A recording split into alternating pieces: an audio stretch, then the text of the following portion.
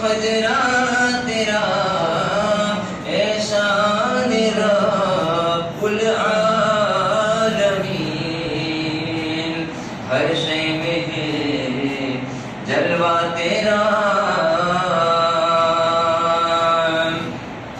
وہ عالم منصور تھا، وہ نغمہ جمہور تھا، وہ عالم منصور تھا، وہ نغمہ جمہور تھا، اب تک اسی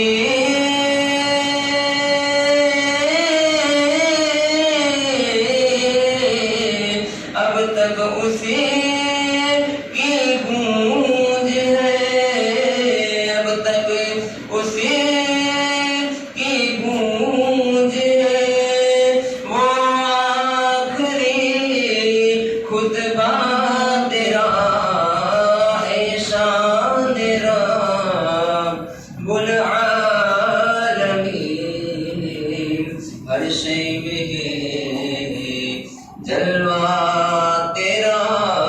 اور حاصل کلام یہ شعر ہے نا، اس کلام کا حاصل ہے، ارشاد فرماتے ہیں واللیل ہے زلف سیاہ، واللیل ہے زلف سیاہ، والشمس ہے چہرہ تیرا، واللیل ہے زلف سیاہ، والشمس ہے چہرہ تیرا، الحمد سے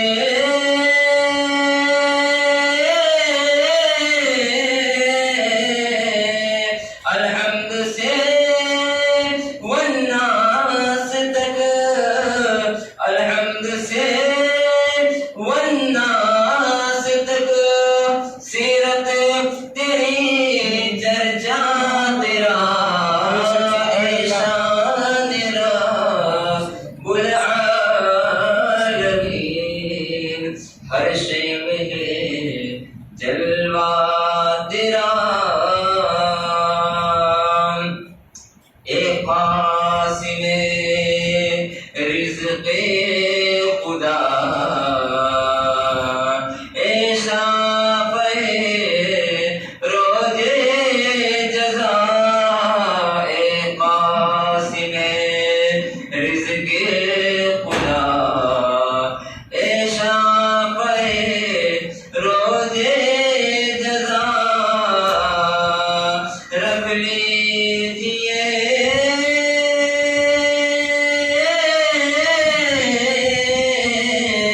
رکھیے غلامی میں صدا، رکھیے غلامی میں صدا، انوار ہے بندہ تیرا احسان رب العالمین، ہر شے میں ہے جلوہ تیرا، الحمد سے والناس تک، سیرت تیری چرچا تیرا احسان رب العالمین، ہر شے میں جلوہ تیرا۔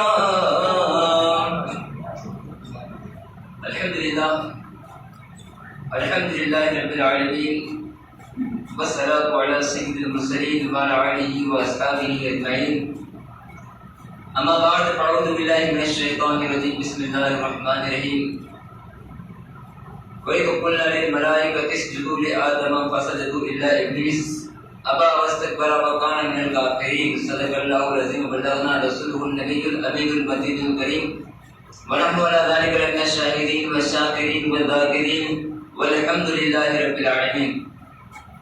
میرے آقا کے دیوانوں، شمع رسالت کے پروانوں، اولیاء اور امت کے جانثاروں، آئیے ہم اور آپ مل کر اس آقا انعامدار، مکے مدینے کے تاجدار، دونوں عالم کے غم گسار، سید ابرار و اخیار، نائب پروردگار، نور کی آنکھوں کے تارے، کشتی ملت خیمن ہارے، کونین میں سب سے انوکھے اور سب سے نرالے، وہ آقا جو سبحان سلام کا مرشد اعظم ہے، مظلوموں کا چارہ گر ہے، بے کسوں کے کس، بے بسوں کے بس، حضور احمد مجتبی محمد مصطفیٰ صلی اللہ تعالی علیہ وسلم کی بارگاہ بیکس بنا میں اپنی غلامی کا ثبوت دیتے ہوئے بارگاہ رسالت میں درود پاک پڑھے، اللہم صلی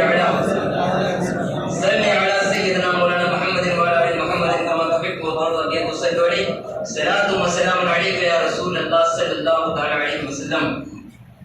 دشمنوں کا راہ میں کانٹے بچھانا یاد ہے، دشمنوں کا راہ میں کانٹے بچھانا یاد ہے، گالیاں سن کر بھی تیرا مسکرانا یاد ہے، گالیاں سن کر بھی تیرا مسکرانا یاد ہے، چاہے عربی ہو یا حبشی، چاہے رومی فارسی، چاہے عربی ہو یا حبشی، چاہے رومی فارسی، پیار سے سب کو تیرا گلے لگانا یاد ہے، پیار سے سب کو تیرا گلے لگانا یاد ہے، اور وزنی پتھر باندھ کر اپنے مبارک پیٹ پر، وزنی پتھر باندھ کر اپنے مبارک پیٹ پر بھوکے رہ کر بھوکوں کو کھانا کھلانا یاد ہے، بھوکے رہ کر بھوکوں کو کھانا کھلانا یاد ہے۔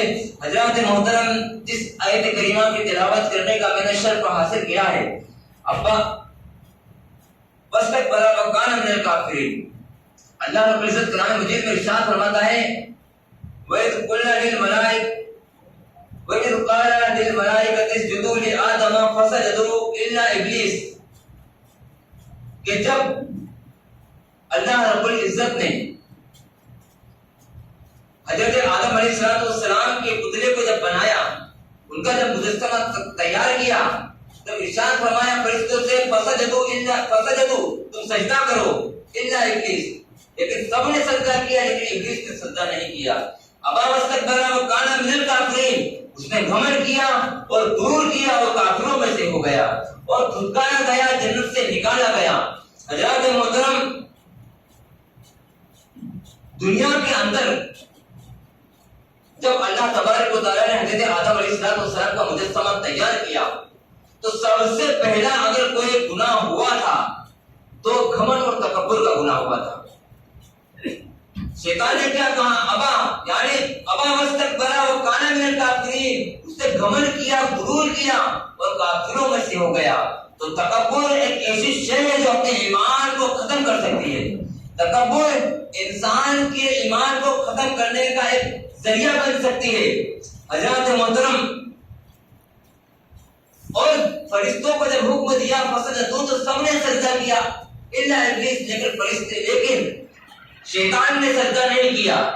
ایک مثال کے طور پر سمجھے کہ جب محمود ایک بادشاہ گزرا ہے، جب محمود اپنے دربار میں آتا ہے، جب دربار میں آتا ہے، بہترین طریقے کا وہ لباس پہنا ہوتا ہے، جس کے لباس کے اوپر قیمتی موتی اور ہیرے جڑے ہوتے ہیں، اور ہیرے جڑے ہو جانے کے بعد میں جب وہ اپنے محل میں داخل ہوتا ہے، جب تخت پر بیٹھنے کے لیے جیسے ہی وہ جاتا ہے کہ اچانک اس کے جبے سے ایک ہیرا نکلتا ہے، اور نکلنے کے بعد میں جو ایک وزیر بیٹھا ہوا تھا اس کے قریب چلا جاتا ہے، اور قریب جانے کے بعد میں اس کے پاس جاتا ہے، اس ہیرے کو وزیر اٹھا لیتا ہے۔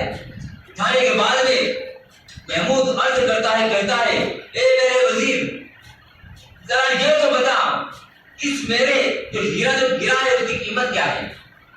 تو وزیر کہنے لگتا ہے حضور، اس کی قیمت اتنی زیادہ ہے کہ کیسر و کسرا کے محل سے بھی زیادہ اس کی قیمت ہے، کیسر و کسرا سے کے محل سے بھی زیادہ اس کی قیمت ہے۔ محمود کہتا ہے کہ اسے توڑ دو، محمود کہتا ہے اسے توڑ دو۔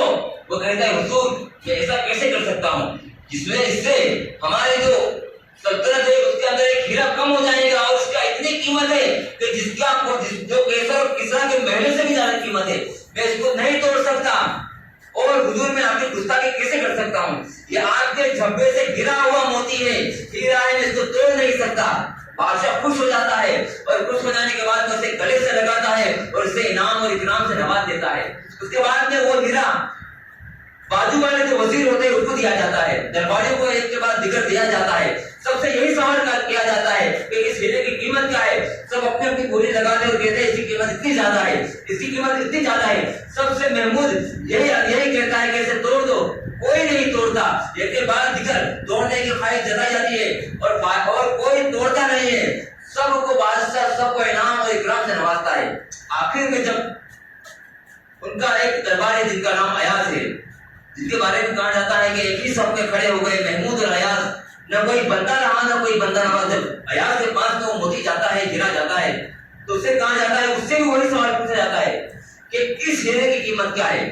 تو کہتے ہیں حضور اس کی قیمت انمول ہے، اس کی کوئی قیمت نہیں ہو سکتی. تو اسے پھر واپس سوال پوچھا جاتا ہے کہ اسے بھی توڑ دیا جائے. اتنا سننا تھا. ایاز اس دیر کے لیے سوچنے لگ جاتا ہے اور سوچنے کے بعد کہتا ہے کہ ہتھوڑا منگایا جائے، شاہی ہتھوڑا منگایا جائے. ہتھوڑا منگایا جاتا ہے. سارے کے سارے درباری دیکھتے ہیں، وزیر دیکھتے ہیں اور سب سوچنے پڑ جاتے ہیں کہ ایاز کیا کرنے والا ہے، اتنا بیش قیمتی موتی کو توڑنے کی تیاری کر رہا ہے. ہتھوڑا منگایا جاتا ہے اور منگانے کے بعد میں اسے ایک جگہ رکھا جاتا ہے. ایاز وہ ہتھوڑے کو لیتا ہے اور وہ بیش قیمتی ہیرے کے اوپر اس ہتھوڑے سے دے مارتا ہے اور ہیرے کے ٹکڑے ٹکڑے اس کو ریزہ ریزہ کر دیتا ہے. سارے کے سارے درباری آگ بگولا ہو جاتے ہیں اور کہنے لگتے ہیں کہ بادشاہ سلامت کا جو جھپا تھا، اس سے گرا ہوا جو ہیرا جس کی قیمت کیسر و کسرا کے محل سے بھی زیادہ تھی، تم نے اسے توڑ دیا.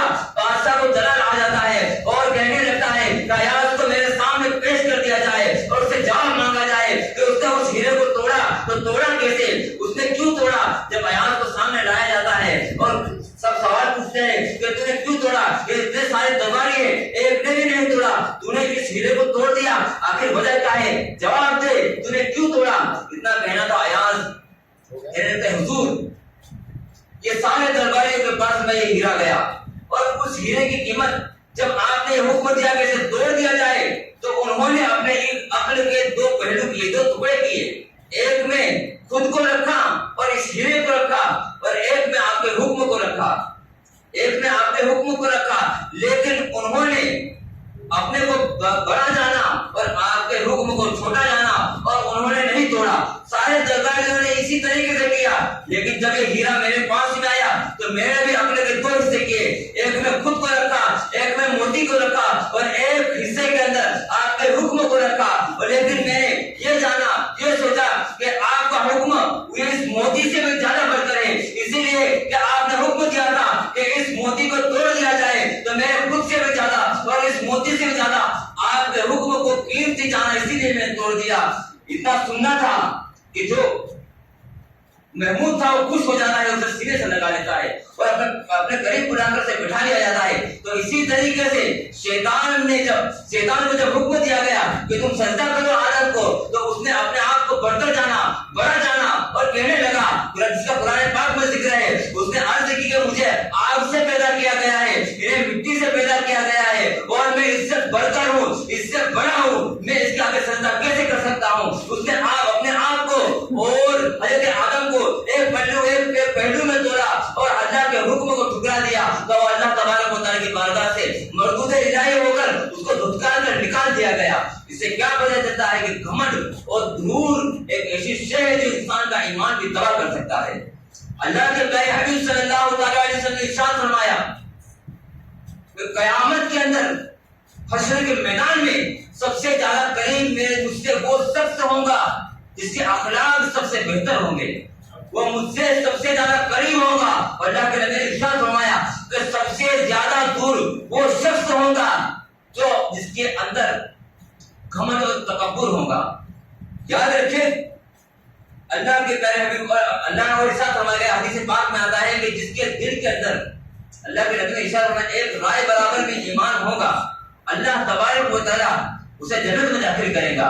اور آگے اللہ کے نبی نے ارشاد فرمایا کہ جس کے دل کے اندر ایک رائے کے برابر میں تکبر ہوگا، اللہ تبارک و تعالیٰ نہ اس کی طرف نظر عنایت فرمائے گا اور نہ ہی اسے جنت میں داخل کرے گا، اللہ تبارک و تعالیٰ اسے جہنم میں ڈال دے گا. حضرات محترم، تکبر انسان کو تباہ اور برباد کر کے رکھ دیتا ہے. یاد رکھیے ایک مرتبہ ایک عورت تھی جس کی شادی ہو گئی تھی اور اس کا شوہر بہت زیادہ پیسے والا اور مالدار تھا اور اور وہ بہت زیادہ گھمنڈ اور تکبر والا انسان تھا. اس کے دروازے پر ایک مرتبہ ایک بھکاری آتا ہے مانگنے کے لیے. تو چھت کے اوپر کھڑا ہوا تھا, وہ مانگنے لگتا ہے, بھیک مانگ لیتا ہے کہ مجھے کچھ دے دیجیے, میں نے کئی دن سے کھایا نہیں ہے.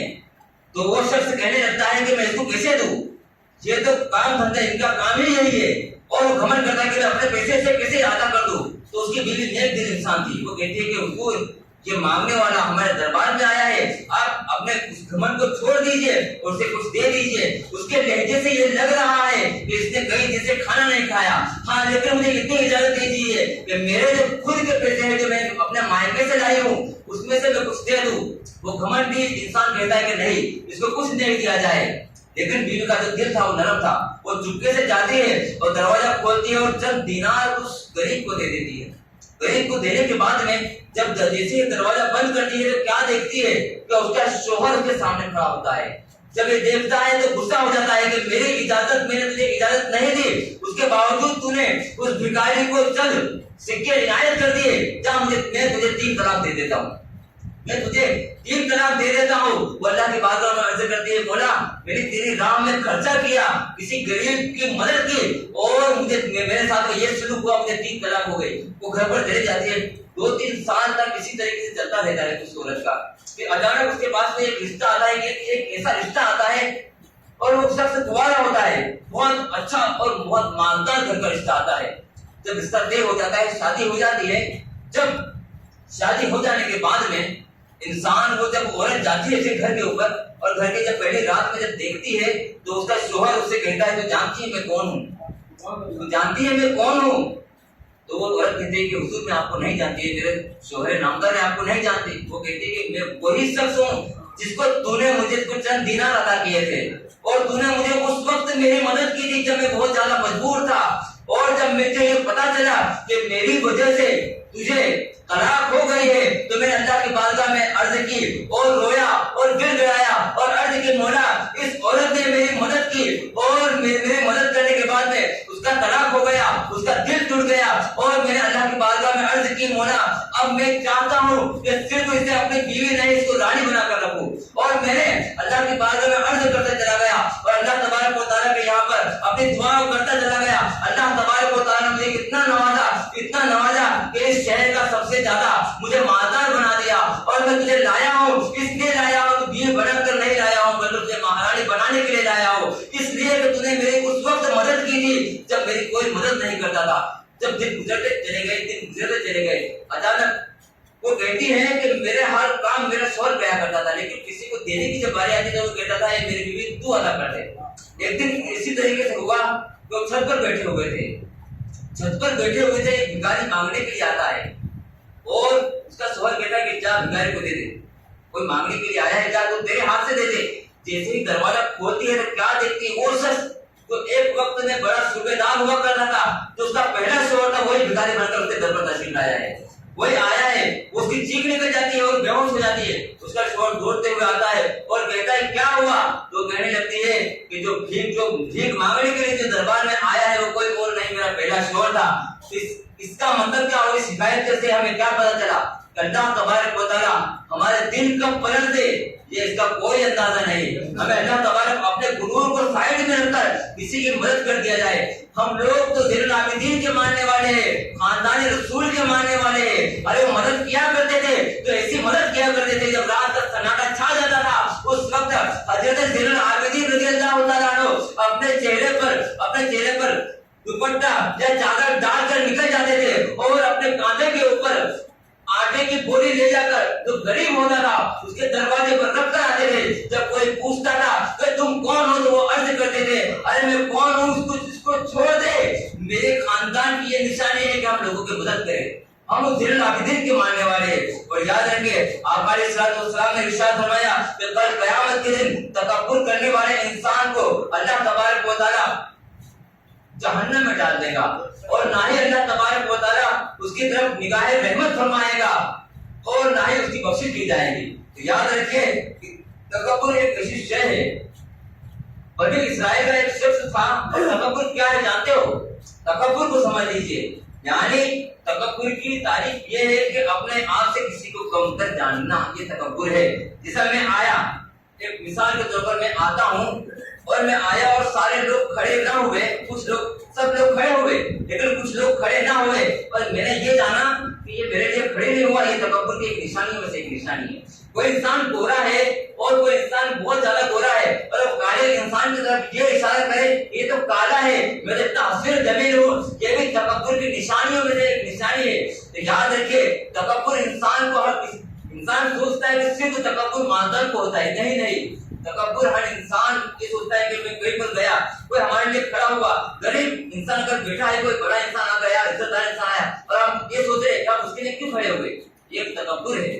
تو تکبر سے بچتے رہیے، کیونکہ سب سے پہلا اگر کوئی گناہ ہوا تھا وہ تکبر کا ہوا تھا، اور اس کا صلہ شیطان کو یہ ملا کہ اللہ تبارک و تعالیٰ نے اسے جنت سے نکال دیا اور قیامت تک کے لیے اس کے گلے میں لعنت کا توپ ڈال دیا۔ تو ہمیں تکبر سے بچنا چاہیے، ہمارے اندر اچھے اخلاق پیدا ہونے چاہیے تاکہ لوگ ہمارے اچھے اخلاق دیکھ کر ہم سے محبت کرے، کسی کا دل نہ دکھ جائے، اور بہت ساری چیزیں ہیں ہم کو تکبر، عاجزی اللہ کے نبی کو سب سے زیادہ پسند ہے، ہمیں عاجزی کرنی چاہیے تاکہ اللہ بھی ہم سے خوش ہو جائے اور اللہ کے رسول بھی ہم سے خوش ہو جائے۔